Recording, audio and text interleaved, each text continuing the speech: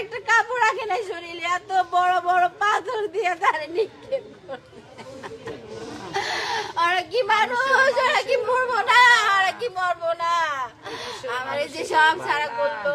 আমার বাবাকে ব্যবসার জন্য আমার বাবার ব্যবসা চাইছে এবং আমার বাবা থেকে 2 লাখ টাকা মাসে মাসে চাঁদা চাইছে।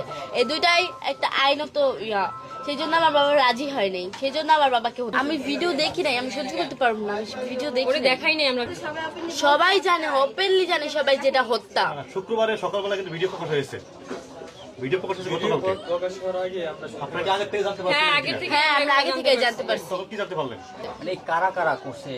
আমি সবার নাম তো জানি না, কিছু মানুষের নাম জানি, যেরকম টিটু, মইন, ছোট মনি, লম্বা মনি, তারপর রনি, কামাল না, কাউসার মোল্লা, কাইয়ুম মোল্লা। কায়সার হচ্ছে ফোন দিছে। হ্যাঁ, যখন আমার মামা বাসায়, ওই কাউসার ফোন দিয়ে আমার মামার বাসা থেকে বের করছে, বলছে যে তুমি তাড়াতাড়ি আসো, দোকানে আসি, তুমি তাড়াতাড়ি আসো। ওনারা অনেক রকমের মানে মেন্টাল ক্রিয়েট করছে। কোশ্চেন গুলো ওকে না করে আচ্ছা, ভিডিওটা পরে প্রকাশ হওয়ার কারণটা ছিল কি? পরে হচ্ছে গিয়া আমি প্রেস ক্লাবে গিয়েছিলাম, বরগুনা প্রেস ক্লাবে। আমার কাছে তার আগে অনেক ভিডিও ছিল, হিউজ পরিমাণে ভিডিও ছিল আমার কাছে। তো আমি এগুলো পেশ করার মতো এই মানে প্ল্যাটফর্ম পাচ্ছিলাম না, তো যার কারণে এটা একটু লেট হয়েছে।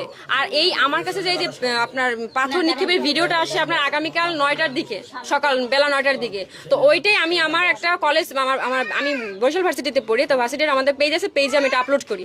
আপলোড করার পরে এটা অনেকটা মানে 1 ঘন্টা না 1.5 ঘন্টার মধ্যে এটা সবার কাছে ছড়াই যায়।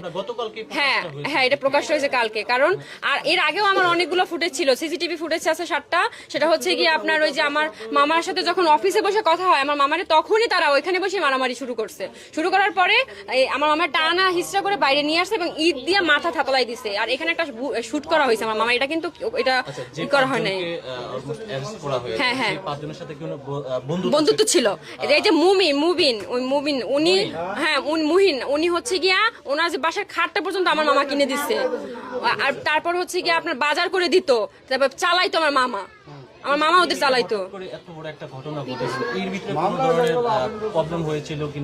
প্রবলেম বলতে আমি বলছি 2020 থেকে 25 সালে এই 5টা বছর আমার মামা অনেকটা ডেভেলপ করে তার ব্যবসায় এবং অনেক ভালো ছিল আলহামদুলিল্লাহ। তার সন্তান ওয়াইফ নিয়ে অনেক ভালো ছিল, ভালোই দিন কাটতেছিল এবং সে একটা লাক্সারি লাইফ বিলং করতেছিল। তো ওইটা তার বন্ধুদের এটা সহ্য হচ্ছিল না যে ও এত ভালো, তাহলে আমরা এরকমের কেন, তাহলে তার মানে আমাদের কিছু একটা করতে হবে। কারণ মানুষ তো লোভে পড়ে সবকিছু করে, এই জন্য ওরা লোভে পড়ে আমার মামার এই কাজটা করছে। আমার মামারে বলছে যে তুমি তোমার এই যে সোহানা মেটালটা আমাদের দিয়ে দাও, আর যদি তুমি সেটা না করো তাহলে প্রত্যেক মাসে আমাদের 2 লক্ষ টাকা করে তোমাকে দিতে হবে। এখন